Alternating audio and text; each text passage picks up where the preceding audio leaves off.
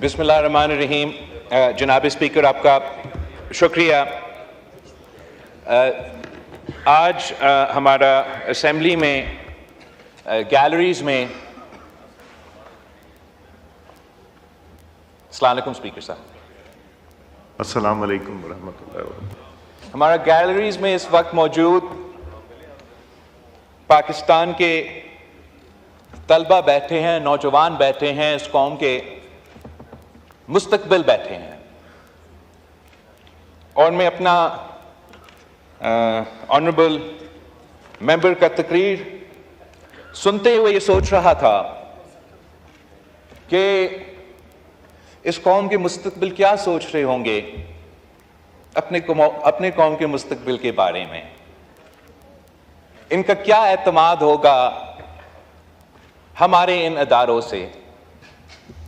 ये क्या सोच रहे होंगे कि जब इनमें से ये अपने तालीम पूरा करके कोई डॉक्टर बनेगा, कोई लॉयर बनेगा, हमें देख के तो इनमें से एक भी सियासतदान नहीं बनना चाहेगा।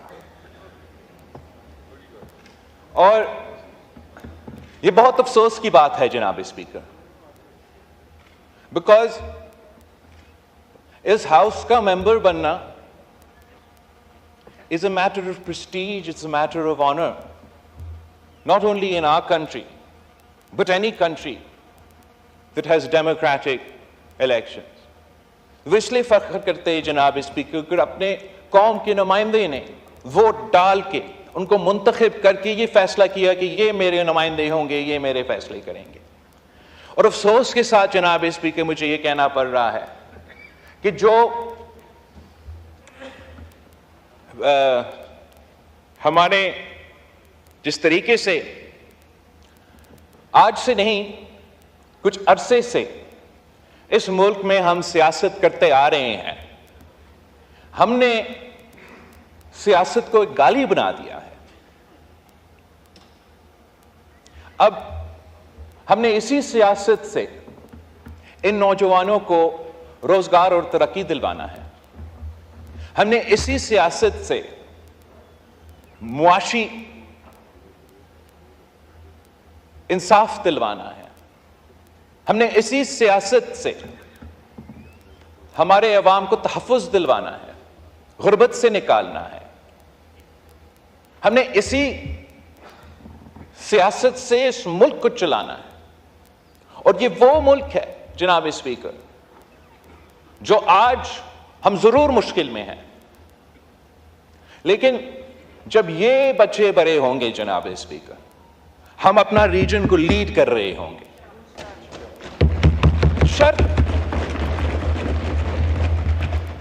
शर्त जनाब स्पीकर सिर्फ इतना ही है कि हम बाहर जो सियासत करें वो हमारा मर्जी, यहां आके हमारा एक जिम्मेदारी बनता है। हम इस मुल्क के इलेक्टेड नुमाइंदे हैं। पार्लियामान इस मुल्क का सुप्रीम इंस्टीट्यूशन है और जिस आईन की वजह से यह इदारा और सारा मुल्क चलता है, उस आईन का बालादस्ती के बगैर ना ये इदारा चल सकेगा, ना कोई और इदारा चल सकेगा जनाब इसमें। और जब तक हम ये तय ना करें कि जलसे में आप जो कहे वो अपनी जगह, लेकिन अगर आप इस हाउस के मेंबर हो या किसी सूबाई असेंबली का मेंबर हो, किसी वफाकी ओहदा के जिम्मेदार हो या किसी सूबाई ओहदा की जिम्मेदारी आप संभाल रहे हो, तो आपकी अपने सियासत अपनी जगह, अपने वर्किंग रिलेशनशिप रखना है। जिस काम के लिए आप मुंतखब हुए हैं, जिन लोगों की वजह से आज आपका हुकूमत खैबर पख्तूनख्वा में है, मेरी जमात का और मेरे इत्तेहादियों का हुकूमत सिंध और बलोचिस्तान में है, नून लीग का हुकूमत पंजाब और वफाक में है, हमें अपना जिम्मेदारी अदा करना पड़ेगा। अगर हुकूमत का सिर्फ काम यह होगा कि day to day fire fighting, और वो फायर फाइटिंग की बजाय हम उस आग पे मजीद तेल डालेंगे, तो आग का भी काम नहीं होगा। और अगर इनका सिर्फ यही जिम्मेदारी है कि गाली देना है, शोर शार करना है, बिलो द बेल्ट हिट करना है, तो जो जिम्मेदारी इनके पास है कि they have to hold the government to account, कि they don't have to just oppose us for opposition sake, लेकिन अगर ये कह रहे हैं कि आपका मुआशी पॉलिसी गलत है, आपका हुकूमत का पॉलिसी गलत है, आपका सिक्योरिटी पॉलिसी गलत है, तो फिर इनका क्या सोल्यूशन है?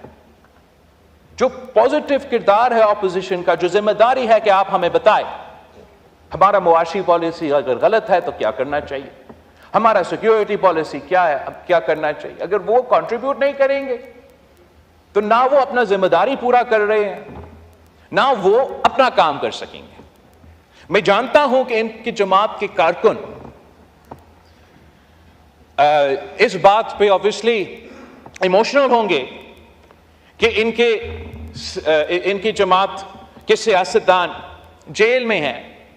ये ज्यादा उस टॉपिक पे बोलेंगे, उस टॉपिक पे शोर करेंगे, लेकिन जिस सूबा का जिम्मेदारी उनके पास है, वहां के अवाम के सबसे बड़ा मसला रोजगार, महंगाई, तालीम, सेहत, तहफ्फुज, दहशतगर्दी का मुकाबला, हम इन बच्चे को कैसे डॉक्टर्स बनाएंगे, कैसे लॉयर्स बनाएंगे, कैसे इस मुल्क के लीडर्स बनाएंगे। और अगर चीफ मिनिस्टर साहब की जिम्मेदारी यह है कि जलसा में खड़ा होके मीडिया को गाली दे, ऑपोजिशन को गाली दे, हुकूमत को इस्तेमाल करके जजेस के खिलाफ एंटी टेररिज्म कोर्ट में इंतकामी कार्रवाई करे, तो फिर वो अपने सूबे के अवाम के मसाइल हल नहीं कर रहे जनाब स्पीकर, वो अपने सियासत चमका रहे हैं। अगर हुकूमत का काम सिर्फ ये है कि आज हमें किसको बंद करना है, खान ने हमसे ये किया था, माहौल खराब किया था, को इसके जवाब में न पत्थर का जवाब पत्थर से, ईंट का जवाब ईंट से देंगे, तो एक दिन के लिए आप लोग खुश होंगे, लेकिन कल मैं और आप उसी जेल में होंगे। और हम जब खान साहब वजीर आजम था, मेरा कोई जाती मुखालफत नहीं था, इतना ही था कि जो सिस्टम, जो आईन, जिस जमहूरियत के लिए मेरे जमात ने, मेरे खानदान ने कुर्बानियां दी हैं, उन्होंने इसलिए दिया था ताकि ये हाउस चले, ये जमहूरियत चले, ये पार्लियामान चले, और जो भी उस कुर्सी पे बैठे या किसी सूबा का कुर्सी पे बैठे, वो अपने अवाम के मसाइल का हल निकाल सके। ये वजह था कि शहीद मोहतरमा बेनज़ीर भुट्टो और मियां मोहम्मद नवाज शरीफ साहब ने चार्टर ऑफ डेमोक्रेसी पे अग्री किया, 18वीं तरमीम पास किया, NFC अवार्ड में डेवोल्यूशन करवाया। पहले इलेक्शन कमीशन जो अपॉइंट होता था वो हुकूमत की मर्जी, हमारा तरमीम के बाद ऑपोजिशन लीडर और प्राइम मिनिस्टर के मुशावरत, इंटरिम गवर्नमेंट में ऑपोजिशन लीडर और वजीर आजम का मुशावरत, public accounts committee to the opposition, ये सारी चीजें हमने करवाए। इसलिए हमने समझा कि अगर इस मुल्क ने चलना है तो इस साइड और उस साइड को मिलकर काम करना पड़ेगा। इससे कोई फर्क नहीं पड़ता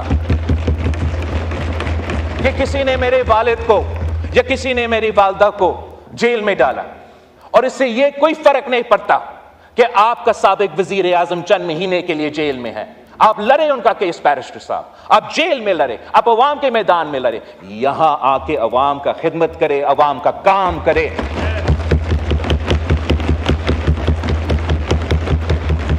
हजार इख्तलाफात आपका हो सकता है इसका हुकूमत का, ये सब जानते हैं। मैं इनके साथ मीटिंग्स में बैठता हूं, हमारा इख्तलाफ राय होता है, सियासत में होता है। हम सब ये इलेक्शन लड़े तो इस पॉइंट पे लड़े कि मुल्क में महंगाई है, महंगाई का मुकाबला करना है, अवाम को मुआशी इंसाफ दिलवाना है। और जहां हमने समझा कि तंकीद होना चाहिए, हमने भी तंकीद की। आप लोगों ने तो कोई मौका ही नहीं छोड़ा कि तंकीद ना करें। लेकिन अब वक्त आ गया है कि हम थोड़ा जायजा लें कि हुकूमत का परफॉर्मेंस इस बुनियादी इशू पे क्या है। और मैं वजीर आजम साहब, उनकी मुआशी टीम का इस परफॉर्मेंस के बारे में इस हाउस को और अवाम को यह बताना चाहूंगा कि आपको याद है कि महंगाई की शरह क्या था 8 महीने पहले। आपको पता है कि हुकूमत ने अपने लिए बजट में टारगेट क्या रखा था फिस्कल ईयर के लिए, मतलब एक साल में टारगेट ये है, इनका अपना टारगेट कि हमने महंगाई की शरह को 12% पे लेकर आना है। साल भी पूरा नहीं हुआ है जनाब स्पीकर, और इस वक्त महंगाई की शरह 9.6% पे पहुंच चुका है। तो जहां मैं हुकूमत का मुआशी पॉलिसीज का तंकीद करता आ रहा हूं, जहां आप हुकूमत की मुआशी पॉलिसीज का तंकीद पे करते आ रहे हैं, जहां उनके अपने मेंबर्स हुकूमत की मुआशी पॉलिसी पे तंकीद करते आ रहे हैं, इस पूरा हाउस को, इस साइड को, उस साइड को इस बात की तारीफ करना चाहिए कि महंगाई कम होता नजर आ रहा है। और हुकूमत से हम सबको इनपुट देना चाहिए, तजवीज देना चाहिए, साथ देना चाहिए कि इस महंगाई को हम कैसे मजीद कम कर सकते हैं, हम कैसे इंश्योर कर सकते हैं कि ना हुकूमत से ना किसी और से ऐसा कोई गलती हो जिससे हमारा ये IMF के साथ और मुआशी जो प्रोग्रेस हो रहा है इसको नुकसान ना पहुंचा जाए। जनाब स्पीकर, जब आप 2008 से लेके 2013 तक इस हाउस में थे, हमने मिलके कंसेंसस के साथ, ऑपोजिशन के साथ इंगेज करके, उन लोगों के साथ इंगेज करके जिन्होंने मेरे वालिद को 11 साल जेल में कैद रखा, किसी सजा की कोई सजा नहीं था, कोई कन्विक्शन नहीं, उन्हीं सियासी जमातों के साथ इंगेज करना पड़ा, लेकिन सबसे इंगेज किया, सिर्फ हमारे एहतियातियों से नहीं। और ऐसा कंसेंसस डॉक्यूमेंट लेकर आए जिससे हमने सूबे को मजबूत किए, पार्लियामान को मजबूत किया, अदालत को मजबूत किया। और इस कंसेंसस की वजह से मुल्क के अवाम को फायदा हो रहा था। इस कंसेंसस के खिलाफ एक मखसूस लॉबी मौजूद है जनाब स्पीकर, इस मुल्क के, आपको भी पता है, हम सबको पता है। वो कभी नहीं चाहेंगे कि ये कंसेंसस जारी रहे। और जब से वो चार्टर ऑफ डेमोक्रेसी का पे साइन हुआ, उसका अगला दिन उस चार्टर ऑफ डेमोक्रेसी को अंडरमाइन करने के लिए, इस कंसेंसस को उड़ाने के लिए, गैर जमहूरी कुव्वतों को मजीद स्पेस दिलवाने के लिए साजिशें शुरू हो गई जनाब स्पीकर। एक साजिश इस सूरत में, इफ्तिखार चौधरी की सूरत में, दूसरी किसी एक सियासी जमात को खास तौर पे इंटेलिजेंस इदारों के अफसरान ने सपोर्ट करके, बिल्ड करके हमारा सियासी निजाम को इस पॉइंट पे पहुंचाया है जनाब स्पीकर, कि जब पहले हमारे सियासी इख्तलाफात होते थे, मगर हम आपस में कौमी मफाद के इश्यूज में, अवाम के मफाद के इश्यूज में, आइन, जमहूरियत, पार्लियामान की बालादस्ती, इंसाफ दिलवाने के इश्यूज पे हम आपस में बात करते थे। अब तो हम हाथ मिलाने के लिए तैयार नहीं होता। अब ऐसे अगर चलना, चलते रहेंगे। मगर अफसोस इन बच्चों के जिनके मुस्तकबिल हमारे हाथ में है और हम इनकी किस्मत के साथ खेल रहे हैं। जनाब स्पीकर, मैं हुकूमत वक्त से भी नहीं जनाब स्पीकर, मैं आपसे रिक्वेस्ट करता हूं कि इस हाउस को पहले फंक्शनल करे, फिर हम इस मुल्क को फंक्शनल कर सकें।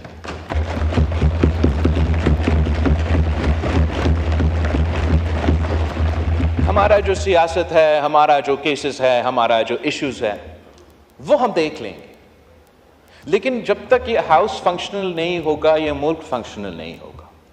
मुझे बहुत अफसोस हुआ, बहुत दुख हुआ ये सुन के ये एक सीनियर सियासतदान जिसके लिए मेरा एहतराम है, रिस्पेक्ट है, जो बहुत अरसे से पाकिस्तान की सियासत, बलूचिस्तान की सियासत में खास तौर पे अपना किरदार है, उसने ये फैसला किया कि मैं यह हाउस से इस्तीफा दे रहा हूं। मुझे बहुत अफसोस हुआ ये सुन के कि आज बैरिस्टर साहब ने, ऑनरेबल मेंबर जो चेयरमैन है अपना पार्टी का, आपने कहा कि ये सारे मुश्किलात हुए हैं और हमारे 9 मेंबर्स के बजाय के अलावा हम सब पार्लियामान के छोड़ेंगे, हम कमेटी से छोड़ेंगे। All it takes for evil to succeed is for good men to do nothing. Mangle साहब के लिए बहुत एहतराम था, मगर उसका फैसला से मैं बहुत ही मायूस हुआ।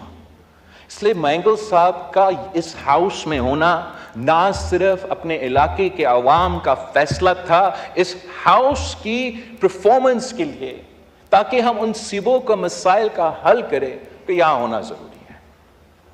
और आपकी जमात के बारे में, आपके साबिक वज़ीर आज़म के किरदार, हुकूमत में पॉलिसीज के बारे में मैं तनकीद करता रहूँगा। हम आपस पे इस पर तो पता नहीं बहुत लंबे अरसे हम इस पर इख्तलाफ करते रहेंगे, और आप असेंबली ना तो छोड़े, आप अपना कमिटीज़ ना छोड़े, आप आए, बात करें, कंट्रीब्यूट करें, तनकीद करें, लेकिन जिम्मेदारी अपनाएं।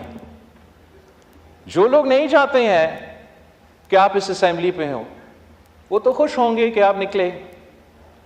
याद होगा आपको, मैं याद दिलवाता हूं, मैं कहता रहा, पीडीएम का हुकूमत जब आया, मैं कहता रहा, ना छोड़े, ना छोड़े नेशनल असेंबली, ना छोड़े provincial assemblies.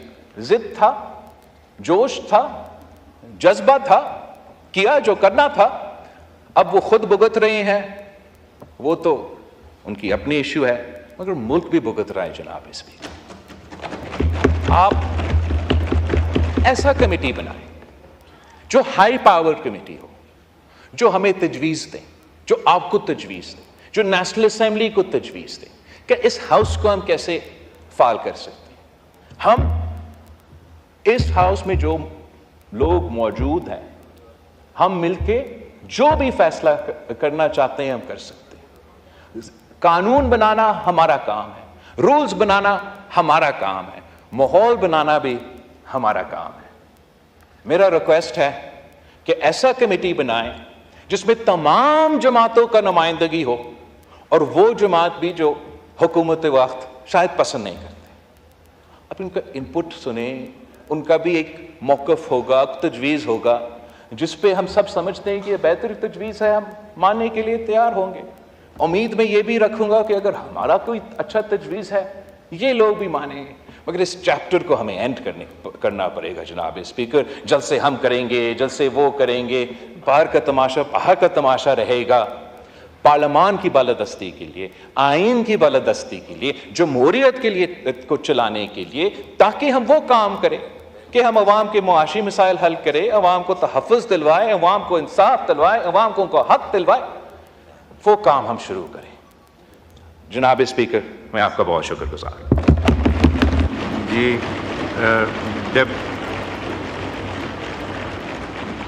Deputy prime minister साहब, जी ख्वाजा आसिफ साहब, मैं दूंगा आपको। मैं एक ख्वाजा साहब, एक मैं जी गौहर साहब। Thank you,